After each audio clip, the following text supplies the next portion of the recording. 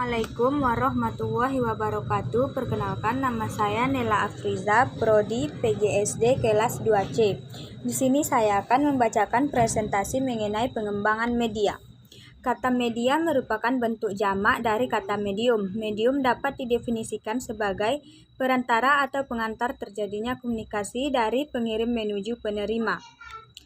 Media pembelajaran menurut Letuheru adalah semua alat bantu atau benda yang digunakan untuk kegiatan belajar mengajar dengan maksud menyampaikan pesan atau informasi pembelajaran dari sumber atau guru maupun sumber lain kepada penerima.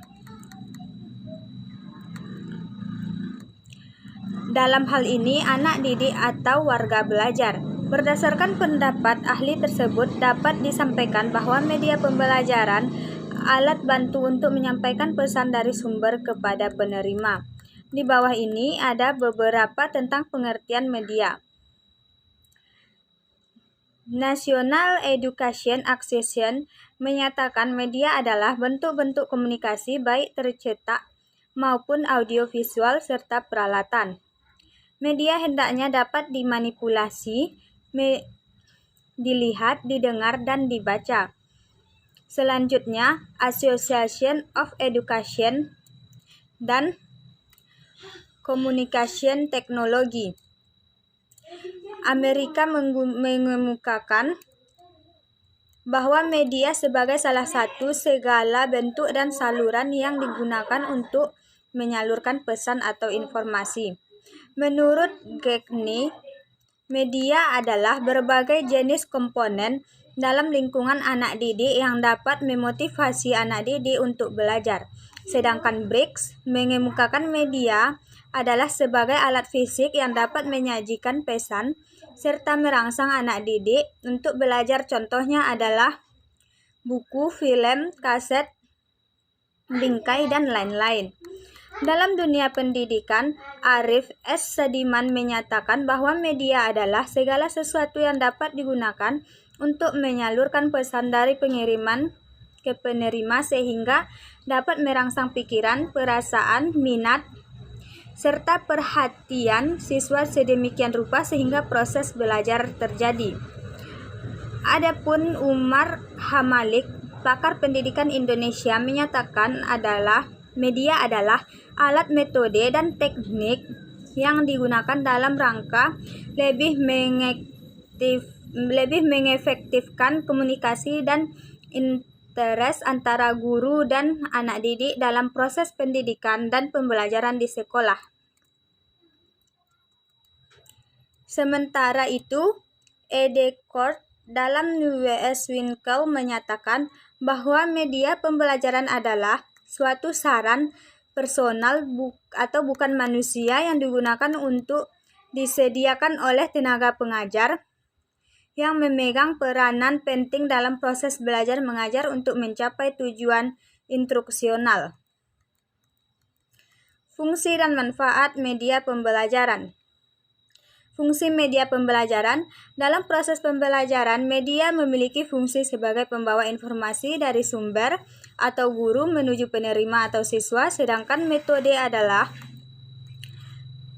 prosedur untuk membantu siswa dalam menerima dan mengolah informasi guna mencapai tujuan. Prinsip penggunaan media pembelajaran. Ada beberapa prinsip yang perlu dipertimbangkan oleh pengajar dalam memilih dan menggunakan media pembelajaran, yaitu 1. Tidak ada satu media yang paling unggul untuk semua tujuan. Satu media hanya cocok untuk tujuan pembelajaran tertentu, tetapi mungkin tidak cocok untuk yang lain. Yang kedua, media adalah bagian integral dari proses pembelajaran.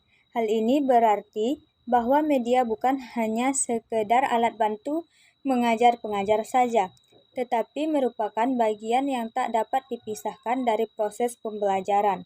Penetapan suatu media haruslah sesuai dengan komponen yang lain dalam perancangan instruksional. Tanpa alat bantu mengajar, mungkin pembelajaran tetap dapat berlangsung, tetapi tanpa media pembelajaran itu tidak akan terjadi. Yang ketiga, Media apapun yang hendak digunakan sasaran akhirnya adalah untuk memudahkan belajar siswa. Kemudahan belajar siswa haruslah dijadikan acuan utama pemilihan dan penggunaan suatu media. Yang keempat, penggunaan berbagai media dalam satu kegiatan pembelajaran bukan hanya sekedar selingan atau pengisi waktu atau hiburan, melainkan mempunyai tujuan yang menyatu dengan pembelajaran yang sedang berlangsung. Yang kelima, pemilihan media hendaknya objektif atau didasarkan pada tujuan pembelajaran, tidak didasarkan pada kesenangan pribadi. Yang keenam, penggunaan beberapa media sekaligus akan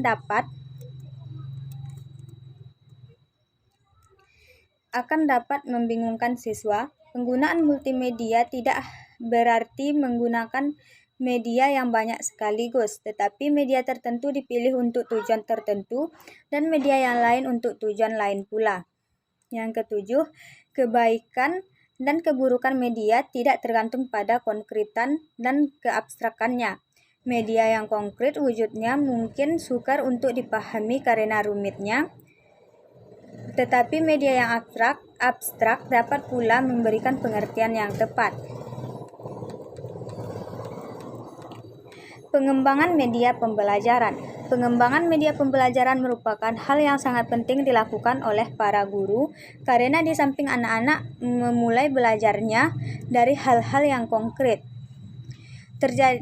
tersedianya media pendidikan tersebut memungkinkan dapat ditumbuhkannya budaya belajar mandiri, budaya demokrasi, dasar pembiasaan untuk kehidupan di kemudian hari, serta menciptakan komunikasi antara anak dengan orang dewasa dan teman sebaya. Pengembangan media yang dimaksud dalam makalah ini ada suatu cara yang sistematis dalam mengidentifikasi, desain, produksi, evaluasi, serta pemanfaatan media pendidikan untuk mencapai tujuan pembelajaran tertentu. Secara garis besar, kegiatan pengembangan media pembelajaran terdiri atas 3 langkah besar yang harus dilalui, yaitu kegiatan perencanaan, produksi, dan penilaian. Sementara itu, dalam rangka melakukan desain atau rancangan pengembangan program media, Arif Sadiman dan kawan-kawan memberikan urutan langkah-langkah yang harus diambil dalam mengembangkan program media menjadi 6 langkah sebagai berikut. 1. Menganalisis kebutuhan dan karakteristik siswa. 2. Merumuskan tujuan instruksional atau instruksional objektif dengan operasional dan khas. Yang ketiga, merumuskan butir-butir materi secara terperinci yang mendukung tercapainya tujuan. 4. Mengembangkan alat pengukur keberhasilan. 5. Menulis naskah media. 6. Mengadakan tes dan revisi. Di samping itu, sampai saat ini masih banyak lembaga pendidikan yang belum mampu mengadakan berbagai jenis media pendidikan yang lengkap dan bervariasi karena keterbatasan dana, terutama yang ada di daerah-daerah pedesaan. Dengan demikian, alternatif yang paling memungkinkan untuk diterapkan secara meluas yaitu mengembangkan media pendidikan yang sifatnya sederhana maupun relevan dengan pencapaian kemampuan-kemampuan yang diharapkan dikuasai anak.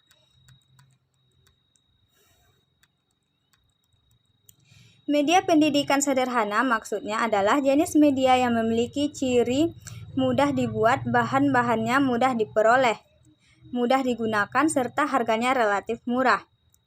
Jenis media yang dapat diklasifikasikan ke dalam media pendidikan yang sederhana yaitu meliputi jenis media visual yang terdiri atas media gambar diam, kelompok media grafis, media model, alat permainan, dan media realia.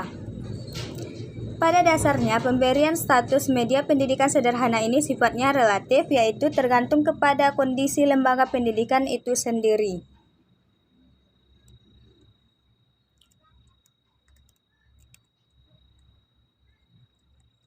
Satu lembaga pendidikan ada media pendidikan yang dianggap sederhana, Mungkin pada lembaga ini yang sejenis media tersebut dianggap terlalu mahal dan rumit atau sebaliknya.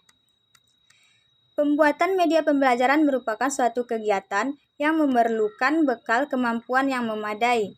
Bekal kemampuan yang dimaksud adalah pengetahuan dan keterampilan bagaimana melakukan sesuai dengan persyaratan-persyaratan tertentu sehingga media pembelajaran yang dibuat betul-betul efektif dalam mengembangkan aspek-aspek perkembangan anak.